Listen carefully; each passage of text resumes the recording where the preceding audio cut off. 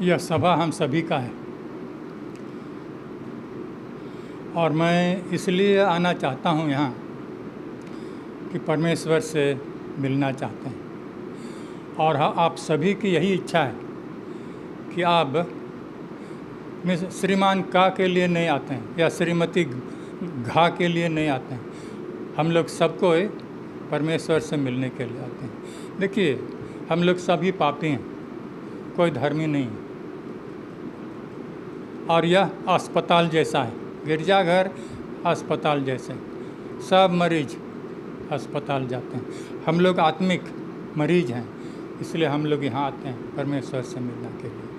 अब इसको मनोरंजक बनाना, संजीदगी बनाना आप और मेरे हाथ में है। हम लोगों की सभा बहुत नीरस होता है, मिठास नहीं होता।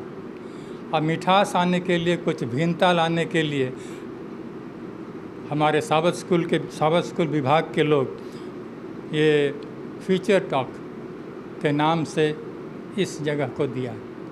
तो फीचर टॉक होता क्या है? फीचर टॉक अंग्रेजी शब्द है, इसका मतलब है विशेष वार्ता। किसी घटनाक्रम का कुछ एक विशेषता आप बताते हैं। तो अब इसमें हो जाता है, इतना दिन तक तो मैं प्राकृतिक विशेषता ही बताया, आप धार्मिक विशेषता भी बता सकते हैं। कोई पदस्थल आपको लगा, कोई अच्छा लगा, कोई घटना अच्छा लगा, और उससे आपको क्या फ़ायदा मिल रहा है, क्या अच्छा सोच दे सकते हैं, उसको बांटिए। यही है। और देखिए, विशेष गीत भी अब हम लोग यहाँ कितना हैं, उरांव लोग हैं, मुंडा नहीं हैं, खड़िया हैं, संताल हैं। हम लोग अपने इधर मलयालम हैं, बोलने वाले भी हैं। हम लोग सबको अपने अपने भाषा में एक एक शब्द जब कभी मर्जी हो गाएंगे। अब मैं अनुरोध करूंगा साबत स्कूल के संचालकों को कि आप हर सप्ताह किसी न किसी व्यक्ति के पास जाइए और उनको कहिए आप फीचर टॉक दीजिए, विशेष वार्ता दीजिए, प्रकृति में हो, धार्मिक विषयों पर हो, जो भी हो आप दीजिए। इसको हम ही लोग मिठास इसमें ला सकते हैं इस सभा में। तो कभी कभी क्या होता है, कितने लोग अब क्या बोल रहे हैं, हमको कोई मतलब नहीं, हम सो रहे हैं। हाँ, ठीक है बोल रहे हैं, हाँ सही है, ऐसा करते रहते हैं। तो इस सब को दूर करने के लिए, मिठास लाने के लिए आप कुछ ना कुछ कीजिए। अब सदरी में तोहरे मन सदरी में गाय सकला और जो सब कुणुख बोलते हैं, निन कुणुख नु डंडी पाड़ा। अगर जे क्या बोलते हैं, खड़िया और संताली मिलता है, जैसे हम लोग बोलते हैं न्यूई, ये लोग बोलते हैं न्योगे, पीना, खाना, उदे, हम लोग मैंने निगलना, ये लोग बोलते हैं उदे पे। तो कुछ समझ हम लोग बोल सकते हैं। आप जो भी अपना भाषा में गाइए, बोलिए, हम लोग को समझ में आ जाता है। सदरी तो बिगड़ी हिंदी है, समझ में आ जाएगा। हाँ, कुणुख वालों को थोड़ा मुश्किल होगा, तो कुणुख वाले हम लोगों को बता देंगे, पुराना भाषा बोलने वाले वो लोग हम लोगों को बता देंगे कि क्या होता है इसका अर्थ। और इस तरह से हम लोग सबको संजगी बना सकते हैं, लाइवली बना सकते हैं। अच्छा, आज तो मैं एक गीत, ये मेरा कंपोज किया हुआ नहीं है, ये संताली गीत की किताब से ट्रांसलेट किया हूँ। और ये विभिन्न ऋतुओं में अलग अलग राग गाया जाता है। तो विशेष करके आप संताली गीत सुने हैं तो दोंग और लगड़ें एक ही मोनोटोनस, मतलब एक रस वही राग में गाया जाता है। लेकिन अलग अलग ऋतुओं में अलग अलग रागों में गाया जाता है।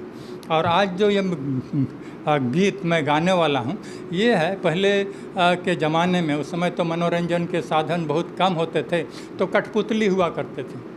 तो ये भादो और आश्विन के महीने में हमारे इलाके में मड़ुआ और मकई का हार्वेस्टिंग होता है, फसल उठाया जाता है।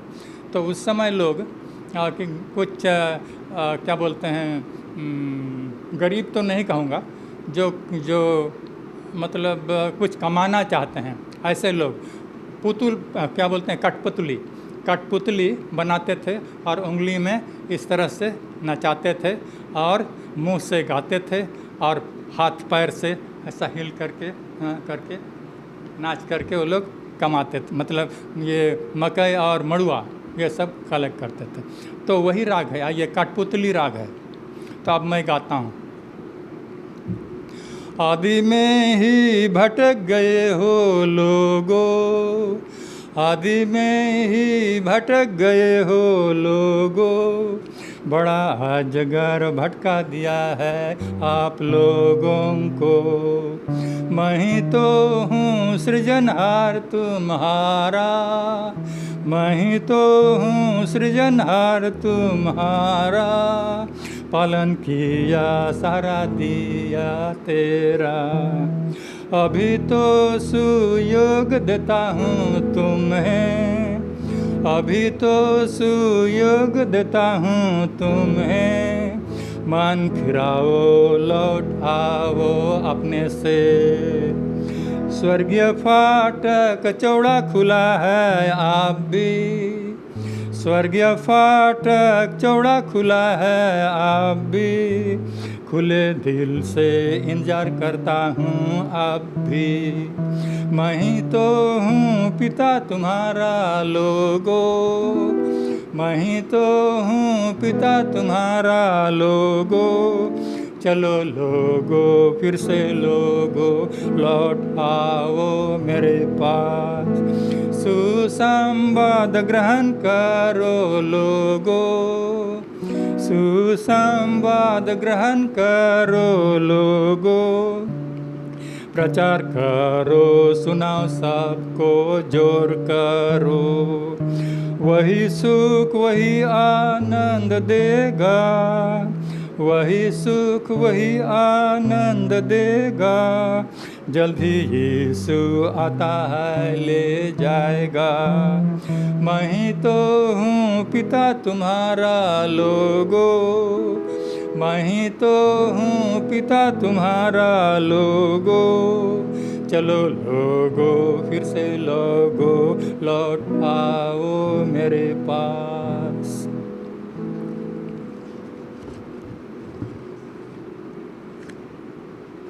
अब मैं